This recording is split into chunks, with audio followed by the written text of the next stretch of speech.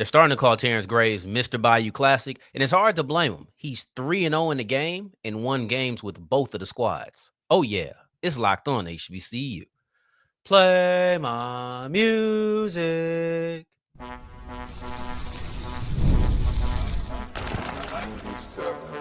You are Locked On HBCU, your daily podcast covering HBCU sports. Part of the Locked On Podcast Network, your team every day.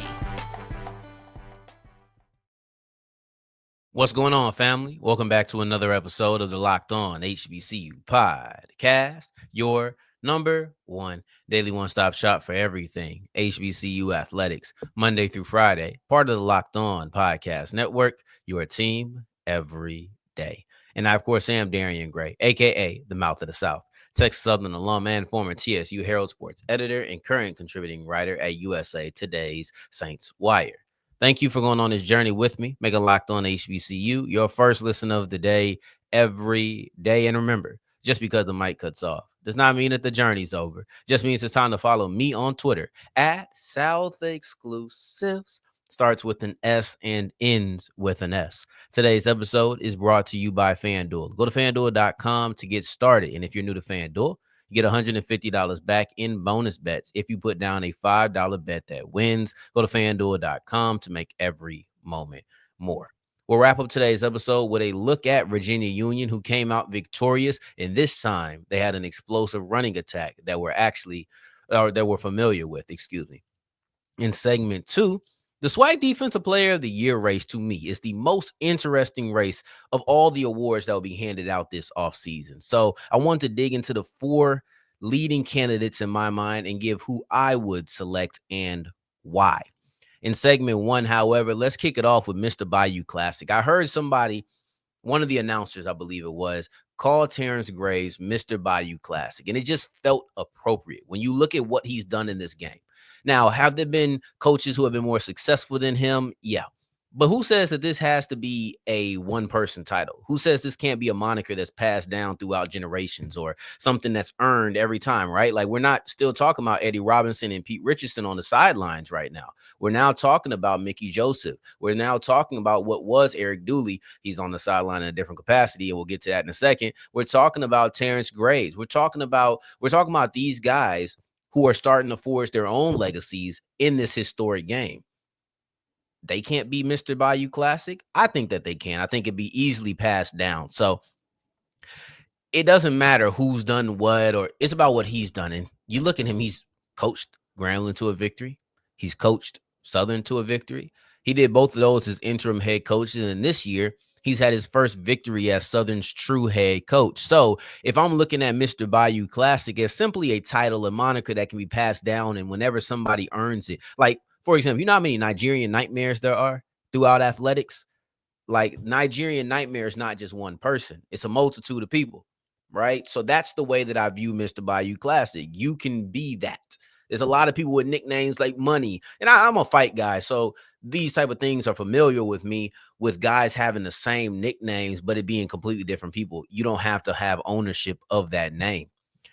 When I look at Terrence Graves, to me, I look at the 3 victories that he's had in the Bayou Classic. This is number 3. This is his first one as Southern's true permanent head coach. This was his 3rd game as a head coach. So he's 3-0. And you look at the history. Shout out Mo, man. Mo Carter always be sending me like really cool stuff. And I love when I can use some of it on the show. Southern has won 6 of the last 7 Bayou Classics, the last matchups versus Grambling, because they had one in the spring of 21. I won't call that the Bayou Classic. That's Grambling versus Southern. But Southern has won 6 of their last 7 games against Grambling. The only one that they lost was the one in which Terrence Graves was the interim head coach for the Tigers. So basically, in recent history, the only person who could take down Southern is now on their sidelines as the head coach. That's really interesting. I love little fun facts like that. And Southern was flat out the better team. Let's be very clear. Southern was flat out the better team. We could talk about Mr. Bayou Classic this, Mr. Bayou Classic that, and look at the monikers. But we're looking at solely 2024. Grambling's offense is just not good. Ladies and gentlemen, that is not a good offense. That is not an offense that you can have confidence in. And last year, Eric Dooley lost his job as the Southern head coach before the Bayou Classic. This year, I think there's a really good chance that he'll lose his job as the Grambling offensive coordinator after the Bayou Classic. Just hearing how Mickey Joseph was speaking, he said things like, it's too late to make changes. And I can't remember if that was about the offensive coordinator, defensive coordinator, or both of them. But it felt like just all around, this is not the culture that he wants to bring into Grambling. This is not the culture that he wants as the head coach on his staff. So it feels like, honestly, you may go different OC, different DC at the beginning of the year for Grambling next season. It wouldn't be shocking at all. And I just felt like this offense was so lethargic. I don't know if it was play calling, execution, felt like a little bit of both. But when I watched Miles Crawley, I walked away extremely unimpressed. I was not a fan of the way that Miles Crawley played specifically in this game because he threw a lot of passes short. And I know the announcers try to say, well, he's coming back from injury and this, that, and the third. But to me, it just looked bad. Maybe he couldn't step into, I don't know, but that performance was not good. And I've seen other performances that I didn't like from him either. So I'm not exactly encouraged to give him the benefit of the doubt. Me personally, I'm looking like, yeah, you weren't sure if he was going to be your starting quarterback. I've seen things that I didn't like. You're talking about the inability to protect him and how he reacts to pressure. That always is going to stick with me. And then I watch this game, and what do you do on offense that's good? What did Grambling do offensively that made you feel good?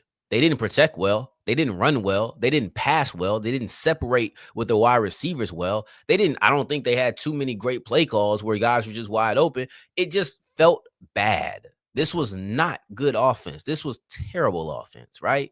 And it was even more disappointing because it felt like the other two aspects of the game for the Tigers really stepped up and did what they needed to do at multiple times.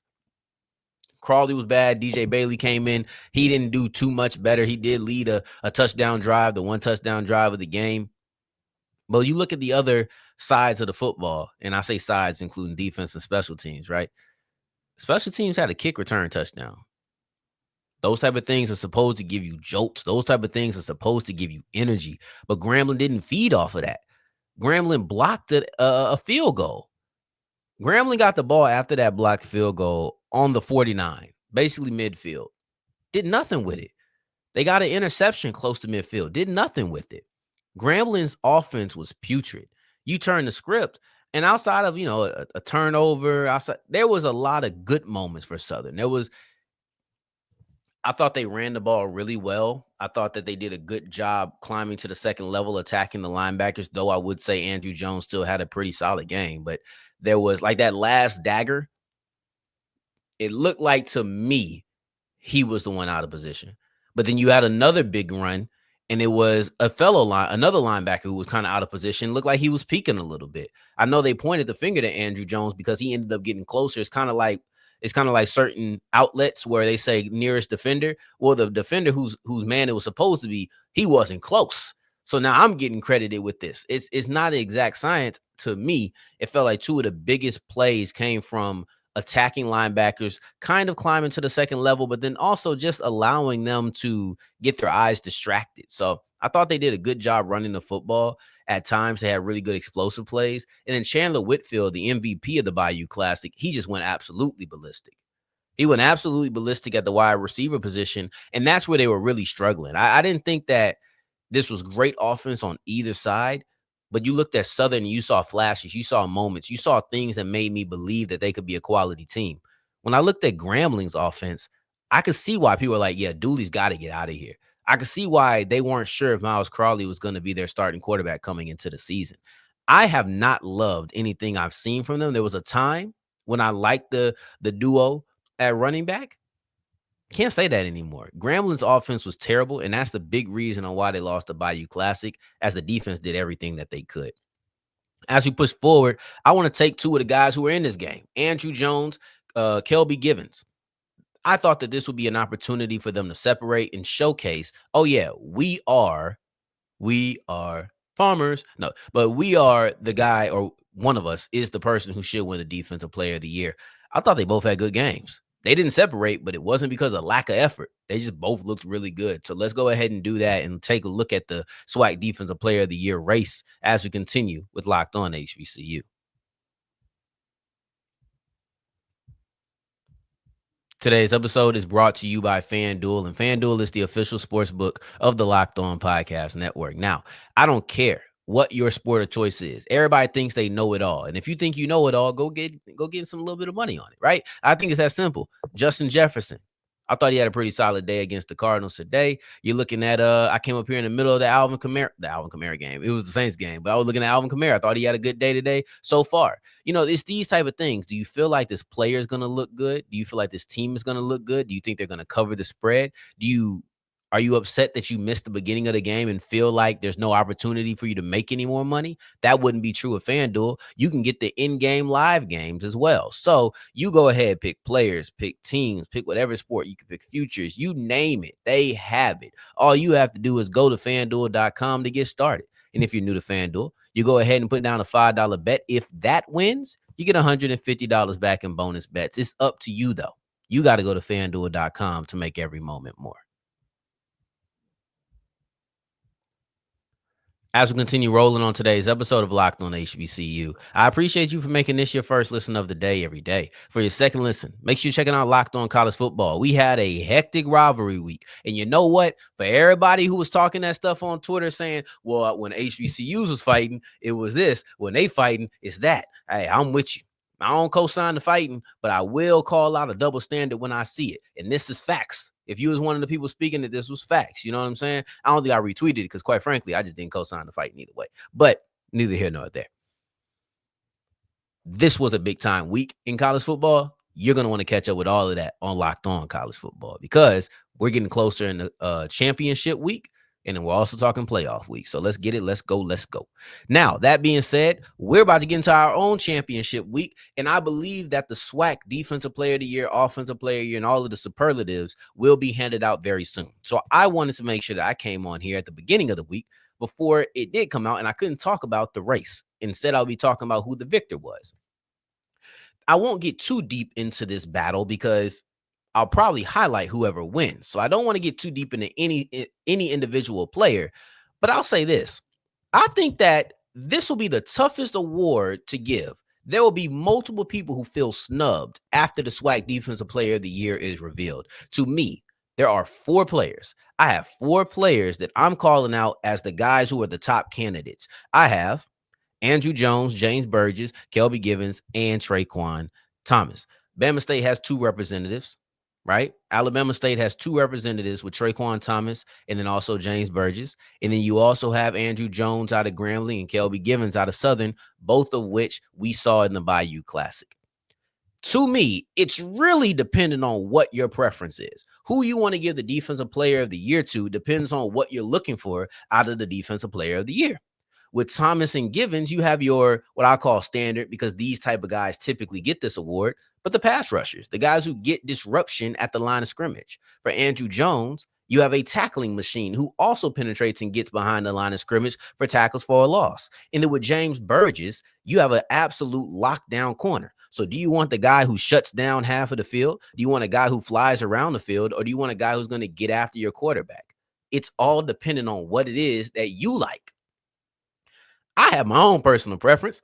To me, I think Burgess is the most overlooked of the bunch. To me, I think Burgess is the guy who at the end of the day, we're not going to talk about because he's a cornerback.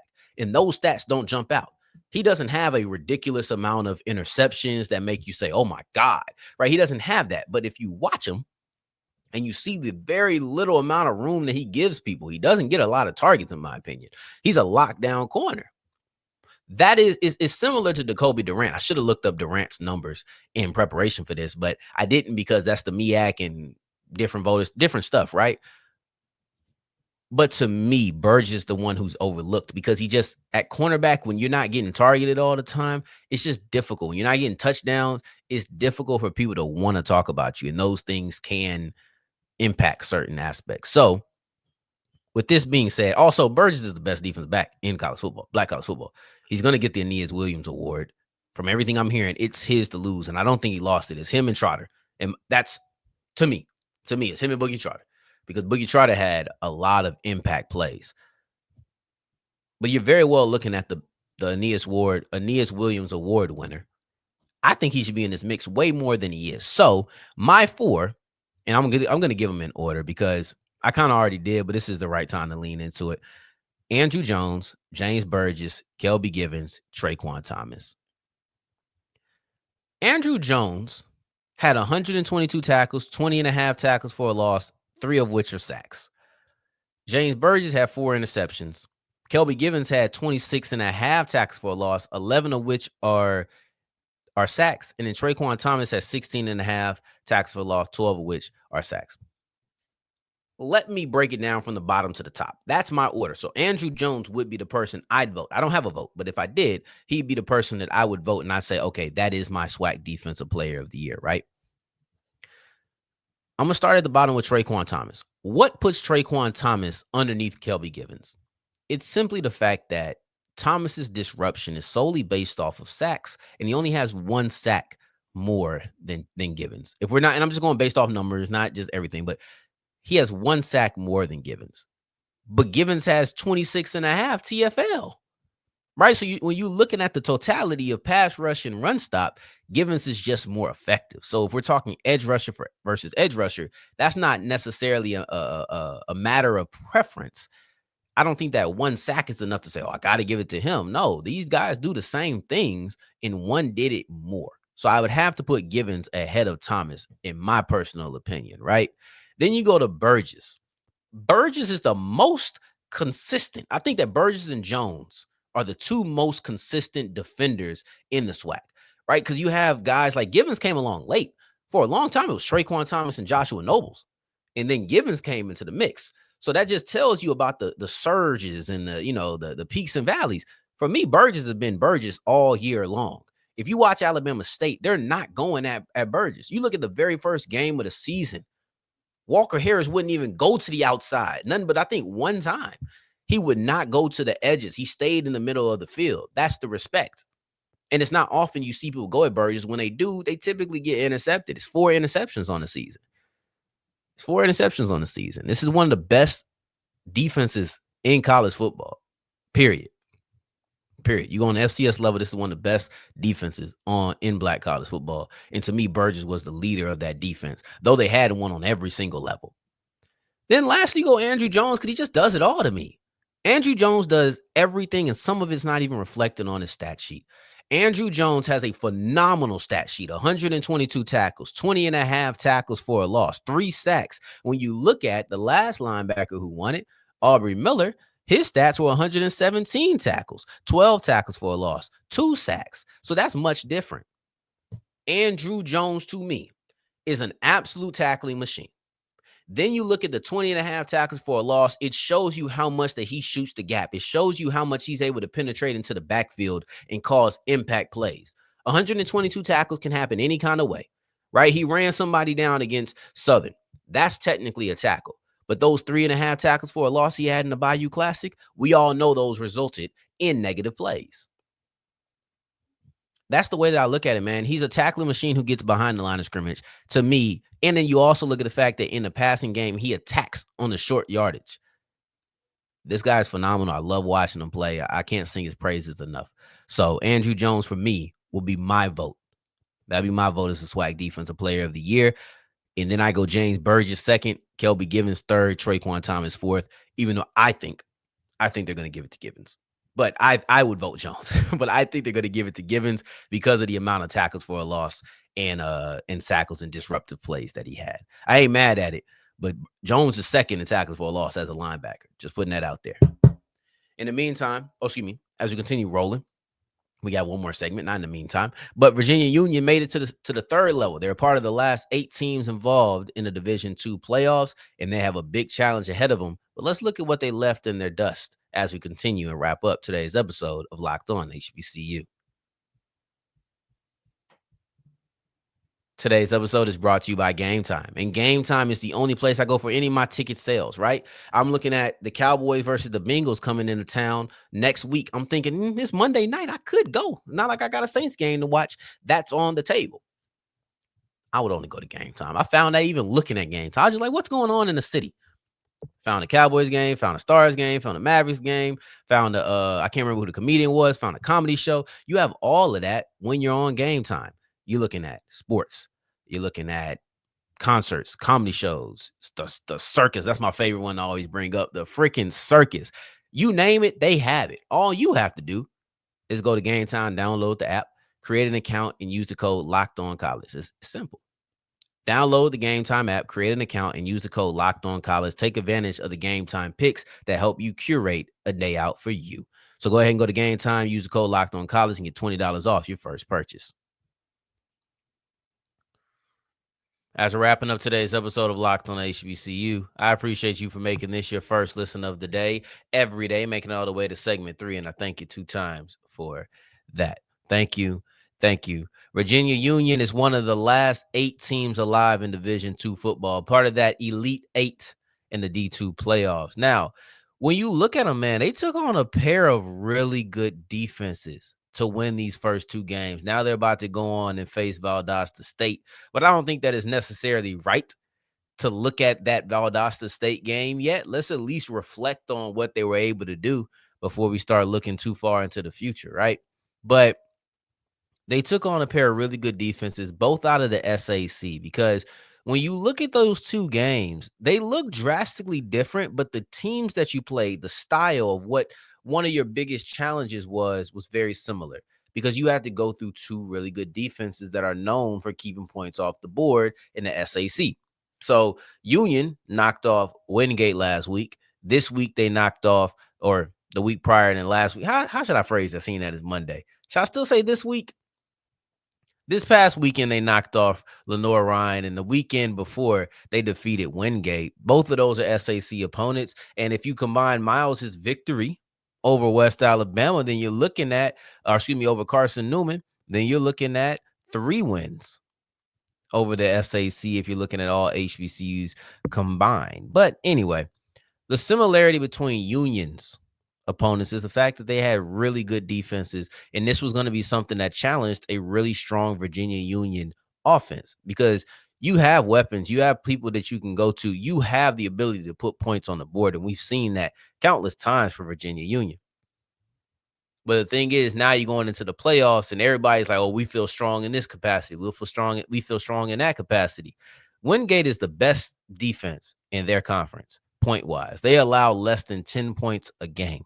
So for you to step in and put up 34 points on them, okay, now we running it up. Then you get to Lenore Ryan. They're not first, but they're 4th, right? They allow 20 points a game. So you're looking at really strong defenses. Overall, you put up 34 points and 44 points. You well exceeded what the opponent typically allows. So that's a great sign, right? That's number one. Wingate was the best run defense in the conference, and they shut down Jada Byers. I got to give them credit for that. We looked at the heroics of RJ Rosales, who was still in this game this week. We looked at his heroics in the last 15 minutes and change of the game, right? Overtime and in the 4th quarter. But I wanted something more out of Jada Byers. Because I feel like at the end of the day, you can get by occasionally. You can get by once without your star showing up in the playoffs. But if you want to make a run, if you want to win multiple games, your star can't be absent, so to speak, for multiple games. It just doesn't work that way. You have to be – the playoffs are where your stars have to show up, right? So Jada Byers just not even getting to 100 yards and knowing what he's capable of, that's not acceptable. You got away with that. So I wanted Byers to step up, and he did. He came out 185 yards on this game. So you're looking at a running game that was going against a solid run defense, right? Wingate was the best in the conference, but Lenore Ryan wasn't too far behind. They were 5th, right? They just weren't Wingate level, but they still had a solid run defense. I think they were 4th or 5th in that conference. So this was a good challenge still. And Union came in and just ran through them. Byers had 185. Curtis Allen came in, had 131 on just 11 carries. Both of these men paired together 2 touchdowns apiece. So 4 touchdowns on the ground between the running backs. RJ Rosales put one on the ground as well as one on the, put a touchdown in on the ground, not a fumble, but he put a touchdown in on the ground and then also through the air. So you're looking at just running up the score. and you're looking at okay, so excuse me, sorry. So you're looking at 4 touchdowns because I got a little off track with the Rosales point, but you have 4 touchdowns purely through your running backs against a really good run defense. That's the type of effort that you're gonna need to bring every single week. You have a potential of 3 more games that you could play, and I'm looking at the running game in every single one. I may sound like a broken record for as long as Virginia Union is in the playoffs, but I'm going to squarely find different ways to talk about Jada Byers, unless there is a huge opening in a pass game or something like that. I haven't went to break down the Valdosta State defense yet or the Valdosta State offense as much. I just did a little bit when it came to Miles, but at that time we were sharing a lot of the shine between 3 matchups. So I'll be able to do a deeper dive on where Virginia Union may be able to attack them. But right now, you got to look at the running game, and this is something that Byers said after the showdown. He said, "I tell everybody we have the best running backs in all of the CIAA and the best front 5 in the nation. So we're just going to keep doing our jobs, right?" And let's look at Lenore Ryan's head coach and what he had to say about that offense of Virginia Union. He said, "They're good at what they do. You know what's coming. They got a great scheme. They're good up front. And when you can run the football and force the team to have a hard time stopping it, that's very powerful." So for me, anytime somebody knows you're going to do it and you still do it and you do it well, that's a testament to just how well that you do it, right? Like you don't, if I come here and I tell you I'm going to do this, this is how I'm going to run this route on you, and I still beat you, I'm just that much better. Like at the end of the day, it's that's why 4th and 1, 3rd and 1s, to me, it's all about who's better, who wants it more. Like it's man to man, you and I right now. And at the end of the day, if I get it, I was just better than you because you know what's coming. Unless I throw some sort of trick and play action, throw to the offensive lineman that declared eligible, right? But if we run it right up the gut, it's about my line versus your line, who's better. And that's kind of what the Lenore Ryan coach broke down. So, but yeah, RJ Rosales also had a pretty solid day. I kind of got to him a little earlier than I wanted to, so I'm gonna bring it back. But he went 10 of 17 for 179 yards, had a touchdown through the air, filling in as the backup quarterback. He also had one on the ground that I mentioned earlier. If you can consistently just get efficient play through him and then run the football, that is a recipe for success continuously. But you have to run the football well, right? Like I don't want to put too much pressure on Rosales. No matter how well that he's performed, that's not my starter. So I want to make sure that he is under the least amount of pressure as possible. And that comes with me showing up in all of the other dimensions of the game. I'd say the one big difference between this game and the game against Wingate the week prior is it wasn't a shootout. Union put up a bunch of points and shut down the opposing offense. That would be the biggest difference. That would be the thing that I'd say, oh, okay, that's what made this game different. Because it wasn't close. The last game, you had to go to OT, you scored 34. This one was 44 points in regulation, and the other team scored 12. They scored 2 touchdowns. They had more drives that ended with a turnover than a score.